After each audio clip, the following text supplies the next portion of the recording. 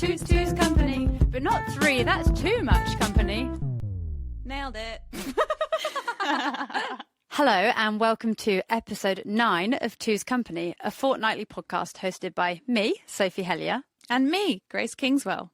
In today's episode, we're discussing the G7, which just happened in our backyard here in Cornwall, the term woke and what that means, and upskirting in schools, alongside what we've been enjoying this week, some fun facts about vaginas. Aren't vaginas fun? And the mailbag. So, shall we get on with the episode? Band meeting. Grace? Present. Sophie? Present. Hey! So, what have you been up to this week, Soph? I'm dying to hear if there have been any other Punami episodes with your puppy.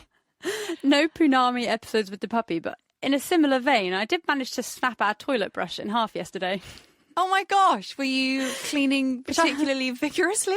Apparently so. I was about to tell you that in the house, and then I thought, no, I'll save that for the podcast. We have a lot of conversations like this these days where one of us goes, oh my gosh, I have to tell you this thing. Oh no, wait, I'm not going to tell you, I'm going to tell you on the podcast. And it's like, we're not allowed to have conversations off air anymore.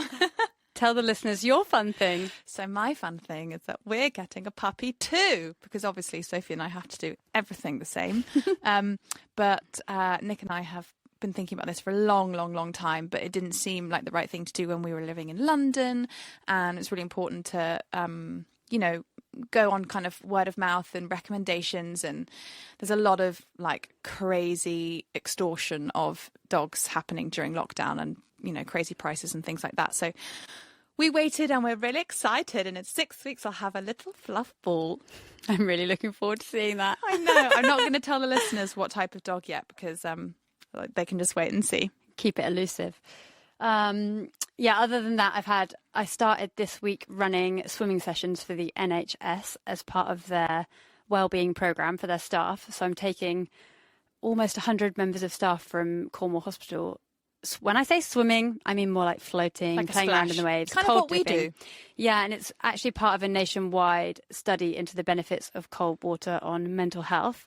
So it's with a scientist called Dr. Heather Massey, and before and after each swim sessions, the people are invited to fill in the GAD-7, which is kind of like a anxiety questionnaire to basically see how depressed you are. Like a self-checklist. Like a self-checklist. It's really exciting to be part of this study, and hopefully what it will lead to is that doctors, if you go to a doctor with depression, they will be able to either offer you a antidepressant or, as an alternative, a cold water swimming session. Yeah, like a lifestyle medicine. Yeah. That's amazing. Yeah. So I've been pretty busy going in and out the sea, and it's been really fun. The people are great.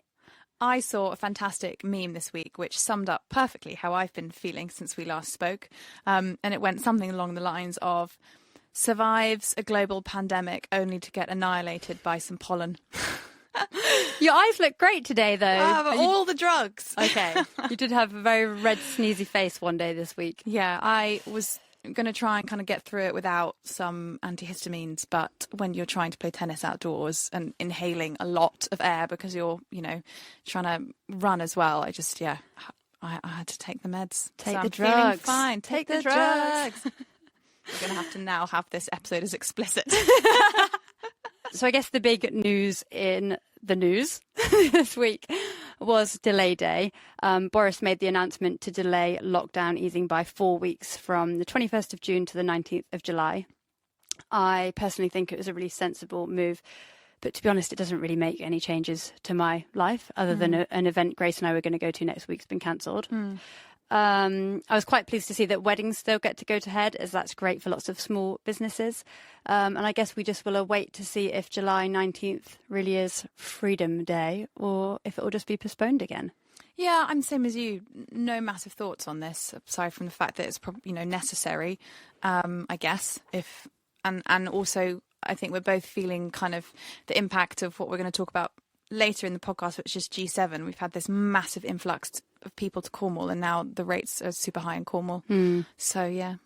Be safe, peeps. We quite liked groups of 6. We don't really care for groups of 30 or more. No, I mean, it just highlights how few friends I have. If I'm like, oh, I could hang out with 30 people, but I haven't got that many people to invite. In other news, the Euros have started, which, if you're like me and don't really know what that means, it's something to do with football.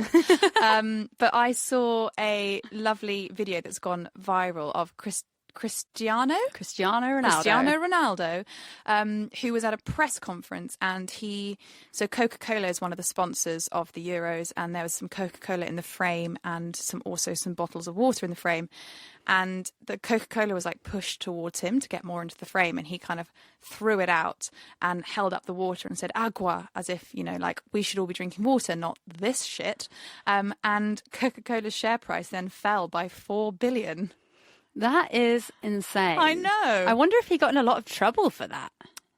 Maybe. I guess so. I don't know. My only thought was it was a shame that he picked up a plastic water bottle and said drink water, because if only he'd been using a reusable. I know, but it's probably the water brand that had also sponsored the Euros. True that.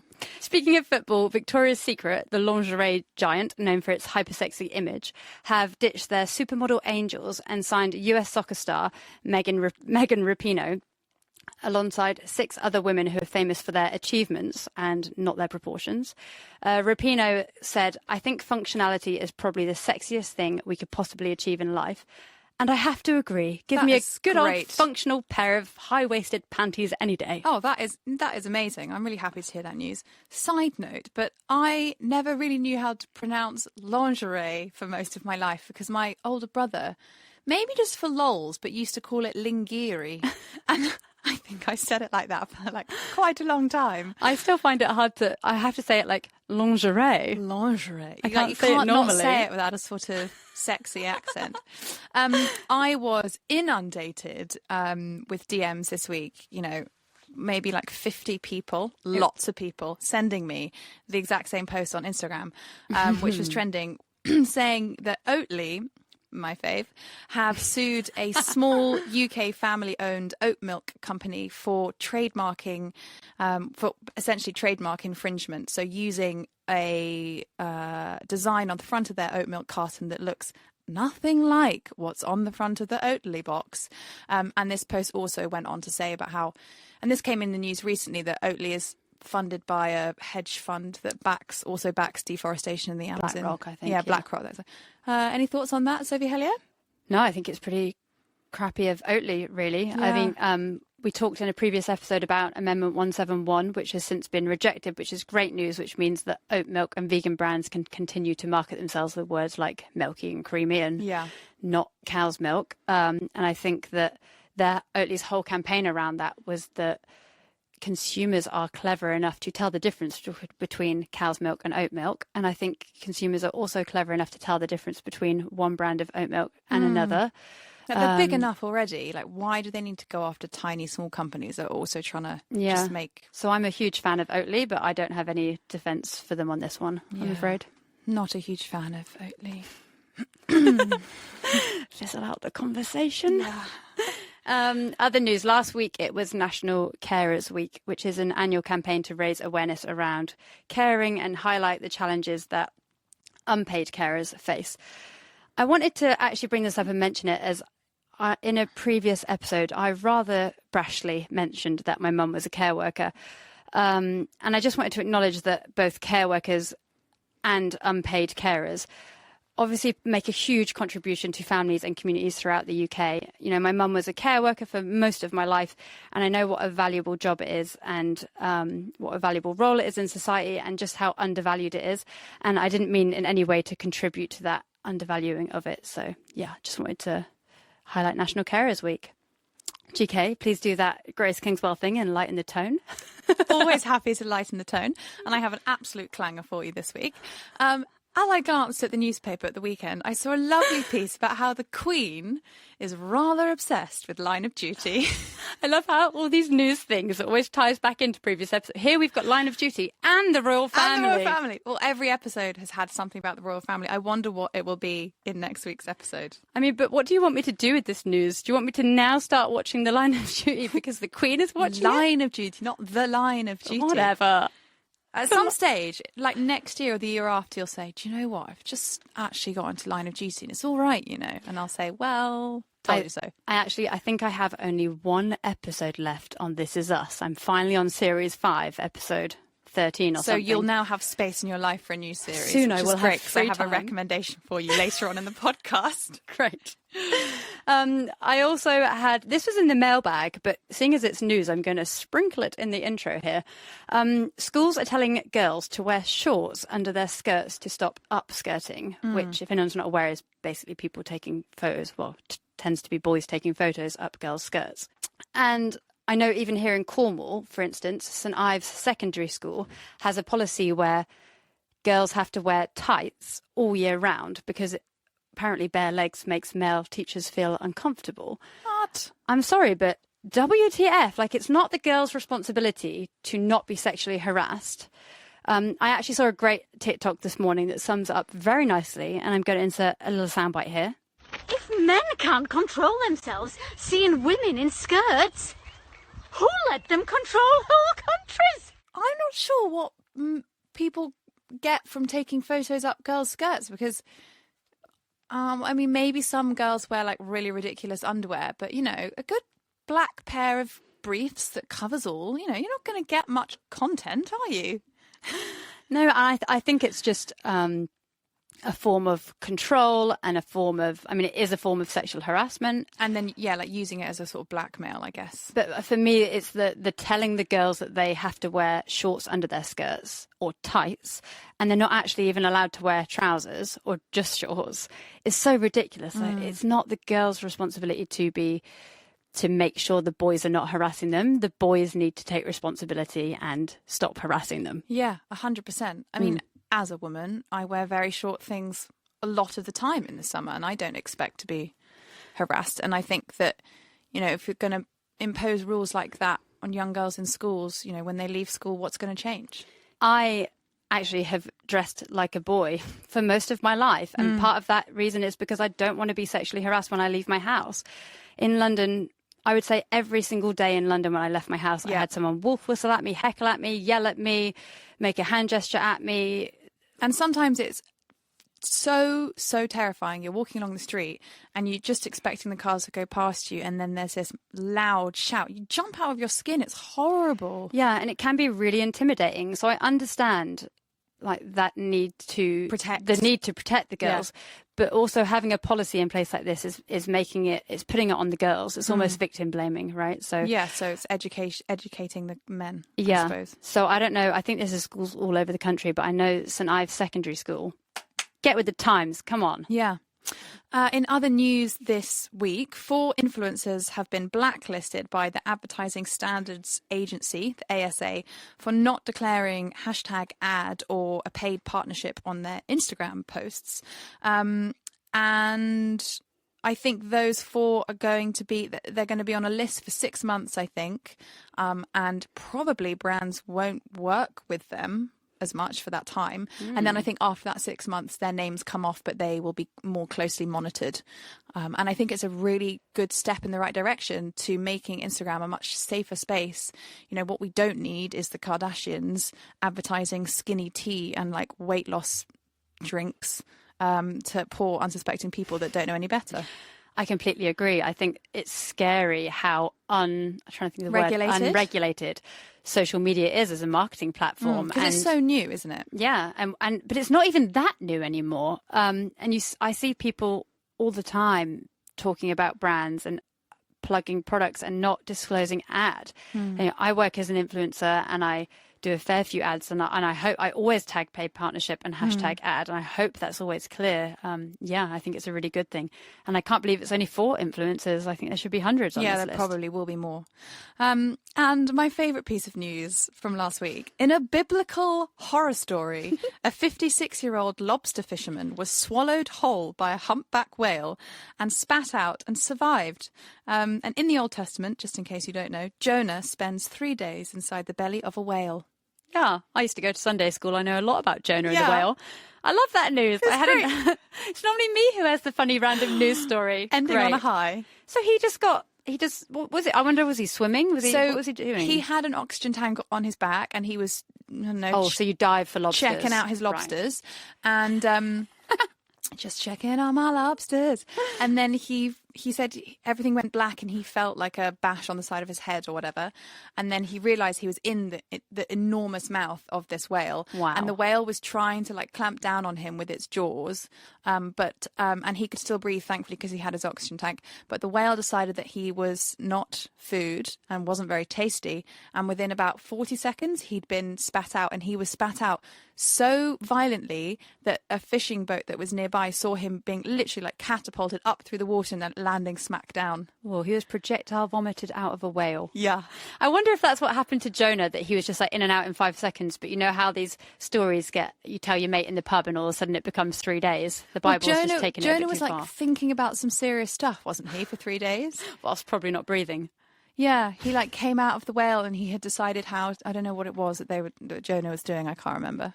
My mum will be so disappointed that we don't know Me more too. about Jonah. I went to Bible group. Sorry, mums. Oh. So, as Grace mentioned in the intro there, last week G7 happened in our backyard.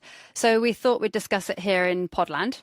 For those that don't know, G7 is a meeting of the leaders of 7 of the world's largest economies, the UK, US, Japan, France, Italy, Canada and Germany.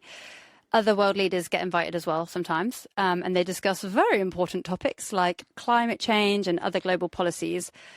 But I'm not actually sure how useful that is when, neither Russia, China or India are present. Surely you need all of the major countries to make this big change. Who does the deciding? Who decides who is NFI'd to the G7 party? Well, Russia used to be in it, and then they got dropped because they started a war in Crimea.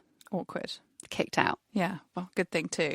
But you're so right. You kind of need all of the powerful nations, don't you, in order to make decisions that are going to affect all of us? Because you can't have those 7 committing to protecting the oceans and regenerating wildlife and whatever, and then Russia's just like, oh, hey, we weren't there, so we're just going to do our own thing now. Yeah, we need the whole world doing climate change. I mean, you saw even with the Paris Climate Agreement and when Trump was in power in the US and he pulled out the climate agreement, just one country pulling out, it's not going to work if we don't all get involved. Yeah.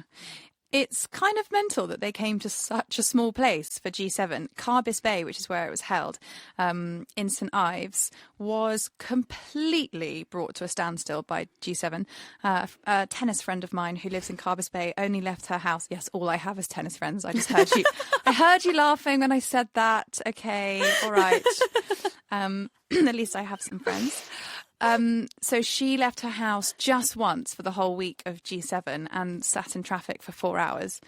I guess you had to do like a big food shop and then just hunker down at home. Yeah. Not go anywhere. Yeah, I had to go and pick Johnny up once because he was working there as a... Grace just made a fart noise with her bum. No, it was I accidentally knocked one of these guitar cases. Okay, or whatever. It's okay, we're still rolling. Anyway, I had to pick Johnny up from there one day because he was working there and there was a huge police presence. There were over 6,000 police officers, armed units. There were snipers on buildings, marine units. There was two warships out What at did sea. they think was going to happen? Well, you have to be aware. It's not very often that all of the world leaders gather in one place, Yeah. and so if there were to be a terrorist attack, it would be a stage basically for someone to do something like that. The US bought all of their own military equipment and defences. Biden landed in Air Force One at Newquay, which wasn't the plan. He was meant to get a helicopter. His helicopter's called Marine One, but it was too foggy, so they had to bring his plane over here. Oh, so difficult for him. He had to go on the plane. I know. And then they also, this is kind of crazy, they also bought in all of his cars and Secret Service. So I think the Beast, which is Biden's car, they actually flew in his cars from the US. Okay, so massive carbon footprint flying in like 10 cars from the US when they could have just rented a car at, whatever it's called, Quick Fix. No, that's the tyre place. Huh? Europe car. Yeah, so that was a lot of money and carbon footprint put into it. Yes, I think it's all a bit ridiculous. But where did we go? We were kind of over the water from Carbis Bay, weren't we? Having a drink on a beach, and we could see all of these ships, just all floating. of the warships. Yeah, it's kind of mental. The leaders went to the Eden Project to meet the Queen, and Biden and Johnson were meant to meet at St Michael's Mount, which is a rather scenic kind of island with a castle on it, but the weather didn't allow it. And it made me think, where would you have taken the leaders? Like, what are the best parts of Cornwall that you would want to showcase to the world if you were just taking Boris and Biden somewhere? Side note, but Queenie was probably late. She was catching up on Line of Duty on iPlayer. Where would I like to take the leaders? I am really bad. So you and Johnny are so good at doing days where you go and see things in Cornwall. Adventure days. I'm very good at staying in my garden. I just enjoy Aggie and going to the beach. And, I would have taken them to my fave foodie spot, which is the Hidden Hut. And actually, the chef of the Hidden Hut cooked for the G7 leaders. He did, yes. Yeah, I which saw is that. really cool. Where would you take them? Maybe to watch a sunset at the Beacon. Yeah, I think I'd make them all jump off the harbour wall in Porthleven. Nice. There was also quite a parading of wives at G7. Carrie Johnson, who has just married Bojo, was there looking very glam on the beach, and it sparked off quite a debate amongst sort of feminist circles on Instagram and also amongst friends. Yeah. Sophie, you were going to share what Lorraine Candy said about it. Yeah, she shared a photo asking what people thought about the photo in the context of that day being the day that they were discussing gender equality at G7, and it was a picture of two of the wives of world leaders kind of in their skirts on the beach looking after the children. And she asked, is it a tedious, anachronistic trope of womanhood, or two powerful, smart women enjoying a sweet family moment? I think her point was basically that we still live in a world where it feels almost impossible that the women would be in the meeting running the world, essentially, and the men would be on the beach looking after the children. What I think is weird is, why were the partners even there at all? It's a business meeting with the world leaders. Why is it suddenly like bring your wife to work day and parade your wives around on a catwalk? Well, I think the whole thing is a business meeting, but it's also a massive PR stunt as well. And I think they have to kind of all put on a show, essentially. And you bring your wife, don't you? Well, I think that sort of rounds up G7, is it just a PR stunt Yeah. and they're putting on a show? Yeah, because I thought it was just a meeting. I didn't realise that there would be all of these like fun things going on. Wasn't there like Biden's tea party or something, or barbecue, or... I don't know, but I was also surprised. Didn't get an invite. As Johnny was there working as a photographer, I thought the world leaders would come in and they'd be locked in a conference having really important meetings all day, every day. But it actually seemed like it was just more of a media affair where they went around having their photo taken in different places. Yeah, and we could probably sum that up with the fact that I'm not really sure they made any good plans for the future. We visited Mount Recycle More. We had a little podcast day out, which it was a sculpture of the G7 leaders shaped like Mount Rushmore, and it was made entirely from electronic waste in a bid to highlight the damage caused by disposable electronic devices made by a sculptor called Joe Rush, and I thought it was very impressive. Yeah, I really enjoyed that as well, the day out and also the sculpture. And it just reminded me of the Michael McIntyre sketch when he's like, how many Nokia 3210s do you have in your top drawer? Because we all like, I've got so many wires, I don't know what they do or what they connect to, like all of this tech just in a bottom drawer in my office. And we need to recycle it. Yes. That day also sparked a discussion between you and I on influencer culture, because obviously we had been invited there as influencers. Guys, I was actually there as an influencer. Got paid to do something. It was really weird. I was incredibly stressed. But what we found really interesting is that for us, it kind of highlighted the fact that a lot of brands don't really understand the value of influencer marketing. And they opt for the person with the biggest following, thinking that biggest following is going to equal biggest impact, which actually often leaves followers with really empty posts from kind of top celebs that mean absolutely nothing. It's just a paycheck for the celebrity, and you know, it's so much more valuable to partner with someone who's maybe a lot smaller but just cares more, is in the right field. Well, yeah, so someone whose audience cares about recycling tech and actually might follow through on it. Yeah. And you're totally right. Like, I know you're making a joke about yourself being an influencer. You have a relatively, it's what they call a micro audience, around 10,000. But it's a really valuable audience.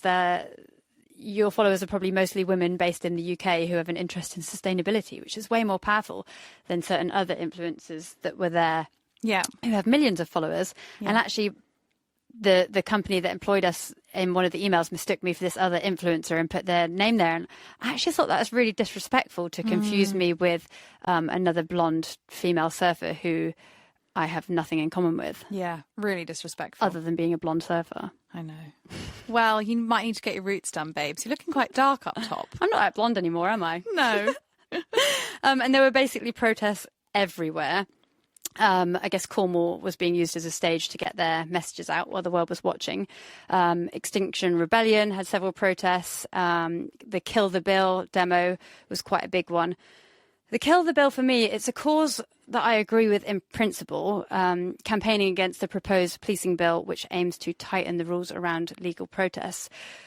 But at the Kill the Bill demo, some of the protesters were chanting like really vile things about all police being rapists and how they literally all wanted all police to die.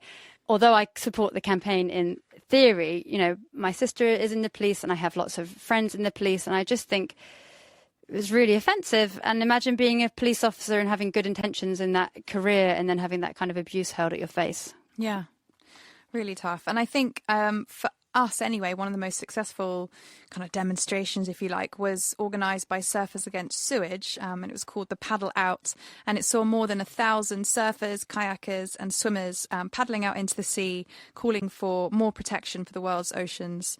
And as this was happening, the world leaders were in Carbis Bay discussing what we're going to do to emerge from the pandemic in a more sustainable way. And we both believe that the ocean needs to be really central to that.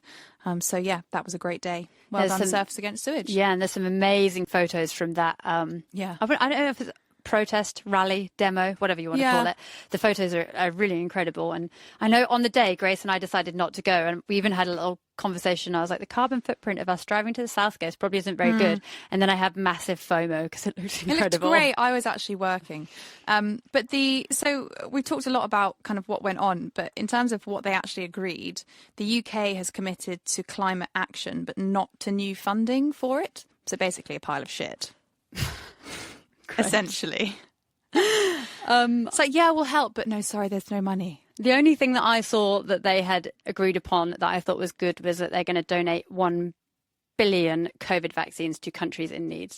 Yeah, I think that's good actually news. this year it would have been really hard to put the climate as the focus because we're all trying to struggle back from this pandemic. And I'm sure the world leaders are kind of really focused on that at the moment. But this is like the I would say like one of the Green Party's messages, and people who are environmentalists would say if we're not thinking about the climate and the environment, we're going to have nothing. If we don't look after the water and the soil, everything's going to be dead. Everything's going to be gone. So, but how much about soil health do you think the average world leader knows? Not very much. Not enough.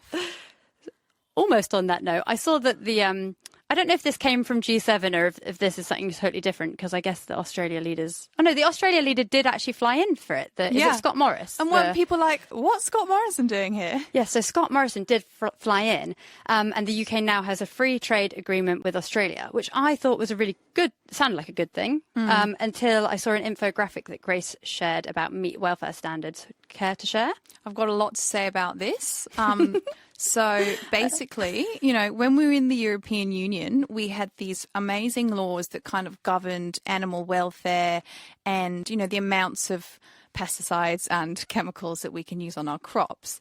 So this is the infographic. I posted it on my stories. So in Australia, barren battery cages are legal and they are banned in the UK. Sow stalls are legal and they've been banned in the UK since 1999. Hormone-fed beef is legal in Australia. It's banned in the UK. Hot branding, so that's when you brand a cattle with a hot iron, is legal in Australia and illegal in the UK. Muzzling is legal in Australia and illegal in the UK. And slaughterhouse CCTV cameras are not required in Australia, but have been mandatory since 2018 in the UK. And finally, live exports. So in Australia, animals can go up to 48 hours in intense heat without food or water. And in the UK, up to 24 hours. And this was posted by the RSPCA, just highlighting the fact that, you know, the UK government said they would not undermine UK farming standards in post-Brexit deals, but we have to think about how this meat will get into the food chain without us realising. School dinners, hospital food, takeaway food, eating out, ready-made meals. If this concerns you, let your MP know. Yeah, I was very shocked to see how outdated Australia's welfare standards are for meat. Same with America, unfortunately. Gosh. Getting chickens over from America, like chlorine dipped, hormone fed. It's so important to choose organic because organic guarantees a much higher level of welfare for the animal. One other highlight at G7 that I didn't personally get to see, but Johnny was telling me about, was Marvina Newton, who spoke for a group called United for Black Lives, and gave a couple of really good speeches about racial justice and the need to protect our environment for future generations. And he said that it was really authentic and moving and poetic. And she also did a privilege walk, which I think is quite powerful. Have you ever seen a privilege walk? No. What's She's that? shaking her head. No. So privilege walk basically helps people become more aware of the various privileges they might possess. You get everyone to stand in a line and they say things like, take a step forward if the statement applies to you. So if English is your first language, take a step forward. If your parents have a university degree, take a step forward. If you move through the world without fear of sexual assault, take a step forward. And you do all these different things, and then you see everybody I just chinned my microphone. You see everybody and how it makes you aware of how there's all these different kind of intersections of privileges. Wow. I think that was a really cool thing to watch firsthand for him. Incredible. So I think that concludes our G7 roundup. Anything else to say, Soph? The only thing was Greta Thunberg summed the whole thing up very well, where she said, the G7 leaders seem to be having a really good time presenting their empty climate commitments and repeating old unfulfilled promises whilst having a steak and lobster barbecue celebrations whilst jet planes perform acrobatics in the sky. Yes, trust Greta to really stick the knife in. That was quite political. Should we have some fun jingle? Vagina facts. Vagina, Vulva, labia, clitoris, notorious, VAG. vagina facts. My vagina fact this week is that your vagina is like wine. Lol. Actually, But why, Grace? So actually, I just titled it in a really fun way, but the actual content is quite standard. So, your vagina is like wine. That is right. The normal pH of the vagina is less than 4.5, which is similar to the pH of wine. Lactobacilli are the good bacteria that dominate the vagina. We've talked about these bacteria many times before, haven't we, on the pod? They help to keep pH levels normal, and that prevents the growth of infection-causing bacteria, which can cause things like BV, yeast infections, and thrush. So, yeah.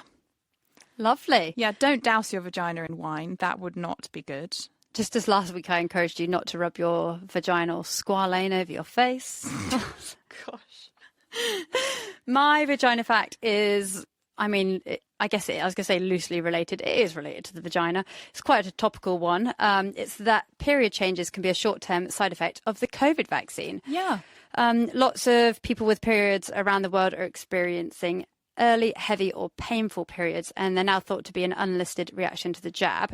I've had a few clients saying that to me over the last couple of months. I had a really weird period. It was like 8 days late, and it's like, oh, you had your vaccine. That's probably why. So you might expand a little bit more on this, but the womb lining is part of the immune system, and after vaccination, lots of chemical signals which have the potential to affect immune cells are circulating around the body, and this can cause the womb lining to shed or spot in earlier periods or heavier periods or whatever's going on. So, but obviously that wasn't a listed side effect because they didn't really test the vaccine on people having periods. I think there's probably a lot happening in all of our bodies after having that vaccine, and you might not be preggers, could just be your vaccine. Send us an email if you're a really cool female. Ooh, you're such a cool female. Send us a letter to make us feel better. You make us feel better. Time for the mailbag. Time for the mailbag. So this week, the postman knocked on my door, and there was a letter to Grace and Sophie, Two's Company HQ. And I was so excited. Didn't even think to begin with, how has this person got my address? It turned out to be an acquaintance of us both. So that's how. And I'm going to read it out because it's really great. And we love that we got a physical letter. Dear Grace and Sophie, I am not a cool female, so I can't send you an email. Instead, I'm sending you a letter to make you feel better. First of all, congrats on the great show. Always fun and topical content. Although I'm not 100% sure about the vagina facts section, but hey, I'm a married man and knowledge is power. A few new wacky vaginal facts will do me no harm. Secondly, I must admit a tinge of disappointment came over me when I learned that the Pandora v Dolly question didn't refer to Dolly Parton. Not sure what you can do about this, but thought I'd share. My last comment is more of a question, or cry for help, if you will. In the last episode, you mentioned woke culture very briefly. I am not sure I understand what this means, despite seeing it written on social media at least 17 times a day. Would you be so kind to explain what it actually means? Many thanks, Tim, aged 39 and 11/12, and then a smiley face. Tim, you made us feel better. Thank you, Tim. That's the best one ever. And listeners, you get 2 jingles for the price of 1 here because I'm going to explain it to you. 1, 2, 3, 4. Explain it to me unprofessionally. I'll keep it short and concise. Yeah, that'd be nice. So unless you've been living under a rock or just maybe not on social media, you've probably seen or heard the word woke used as an adjective. Woke doesn't stand for anything. It's not an acronym. It's literally the past participle of wake, as in to wake up. And that underpins its basic meaning. It's someone who's woken up to issues of social and racial injustice. The Oxford English Dictionary officially added this definition in June 2017, citing the Black Lives Matter movement and a song I've never heard of as one of the catalysts for the phrase's popularity over the last decade. I did do some research as I wondered if the word had been appropriated from black culture, and this new meaning does come out of African American vernacular English, where stay woke was a watchword in parts of the black community for those who were self-aware and questioning the dominant paradigm.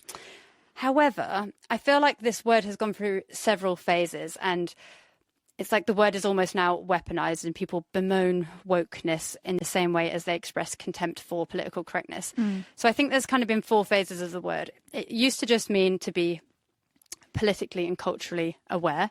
And then it started being used in around 2016 by the black community. And then I think it started to be appropriated by the white community to show allyship. And I think now it's used pejoratively as part of the culture wars between the left and right. For me personally, the word's a bit of a conundrum, and as Amanda Hess wrote in the New York Times, when white people aspire to get points for consciousness, they walk right into the crosshairs between allyship and appropriation. Yeah. Any thoughts, GK? Well, I did have a thought, and it's kind of around, I always have thoughts, it's kind of around, language and the way we use it. As part of sort of G7, actually just before G7, Finisterre, which is a brand that both Sophie and I love, based here in St Agnes, put on a evening of speakers and events called C7, and it was their attempt to, showing the world that we need to put the sea and the ocean at the heart of the climate crisis. And I caught the tail end of a discussion, a roundtable discussion around, the use of the word sustainable and how to begin with, we suddenly had this word sustainability, sustainable, that was so perfect, so descriptive, and kind of perfectly encapsulated everything that brands were trying to do, or policies were trying to do, and we all needed to be more sustainable, brands need to be sustainable, this, that and the other. And one of the speakers said, you've got to expect these days, if you come up with a good word, like, you're not going to be able to use it past a year, because the marketeers will get hold of it. They'll get hold of your concept. They'll turn it into something that is the complete antithesis. And we've seen that happen with sustainability, haven't we? It's like every brand has a sustainability policy. Everything is made from recycle this, recycle that, but it's actually only still a really small number of companies and brands and producers that are completely ethical, or, it's even possible. Like, I know it's a rigorous process to become a B Corp, but there's companies that are B Corps that I don't know how they're B Corps. And it's kind of, it made me, what you were saying just then made me think about the use of language a lot and how we misuse it and how it gets abused by marketeers and how ultimately we're always in search of new words and new ways to describe things. And I think that's sort of what's happened with woke as well. And just to clarify, I mentioned Finisterre. They are absolutely not one of the companies doing that because, like I said at the beginning, they are kind of, for me, at the source of one of the brands, one of the businesses that are doing everything right. And it's brands that kind of take the word and use it to promote their new range of activewear that's like maybe whatever. And just because it's made from a recycled fabric does not mean it's sustainable, because it still might be being made by who made slave labour, exactly, and with a huge carbon footprint, all this other stuff. Yeah, and I think sustainable is exactly another example of how words develop through these phases. So what woke meant in 2016 is not really what woke means anymore. Yeah. I hope that answered Tim's question. Thanks, Tim. Anything else you've been watching, reading, enjoying, listening to this week, Soph? Yeah, I actually watched this the week before last, but it was a newish series that's available to watch on Sky called The Mayor of Easttown, or Mayor of Easttown, starring Kate Winslet. And now she always said in interviews that this series wasn't a thriller. So although it's a murder investigation in a small, bleak American town, it was also so much more than that. I think it was a study of grief, really. And The Guardian called it a character study of a woman ground down by life after the loss of a son to drugs and suicide, the consequent divorce from her husband and raising of her grandson in the face of a custody battle with his mother. So as you can tell, it covers a lot of different subjects. But what it also portrayed is the ordinary stresses of life, like living with a teenage daughter, and it gave a glimpse of America that we don't normally see. I will say I found the first episode very slow. And then I heard Fee and Jay raving about it on Fortnightly podcast. So I felt I had to go back and give it another go. So if they enjoyed Line of Duty, would you watch it? Possibly. Yeah, well, there you go. I'm just not important enough. So episode 1 is a bit slow, but stick with it. I think it was a beautifully subtle and multi-layered series, and I really enjoyed it and would definitely recommend. I'm really looking forward to watching that, actually. Is that the one, because Kate Winslet was in the news recently for getting really cross for editors trying to edit out her cellulite and things during a sex scene, and she said, this is what my body looks like, therefore that's what it should look like. And that's kind of what Fee and Jane were discussing on Fortunately podcast, was that whether or not she did gain weight for that program, but she's just I know in reality she's very, very beautiful, but she looks in it just like an ordinary middle-aged woman. And yeah, there's a sex scene and you can see all of her body and her rolls and normal womanness, and they tried to edit that out and she said absolutely not, no way. Good for her. Yes. Amazing. To just lower the tone again, as I always do, thank you for that beautiful and thought-provoking roundup of what sounds like a really, really good erudite programme. I have rather been enjoying Clarkson's Farm. This is a Amazon Prime series from Jeremy Clarkson, who, yes, I know he's like persona non grata, not very much liked, but this series is really funny. And it does raise some really important questions, like the role that farmers have to play in rewilding by, leaving areas of their fields free for bees and wildflowers, creating wetlands for insects, because if we don't have insects, we don't live, all of us, up the food chain. But it's also just really... Sophie, are you concentrating? Yeah. It's really, really funny. And did you ever watch Top Gear when it was on TV? Well, yeah, that's really all I know of Jeremy Clarkson is Top Gear. So it's from the same producer, and he has a great way of just scripting things so that they are hilarious. And I'm going to insert a soundbite here. As I revelled in this historic moment, Caleb arrived. Behold what I have created! I am Moses. Who's Moses?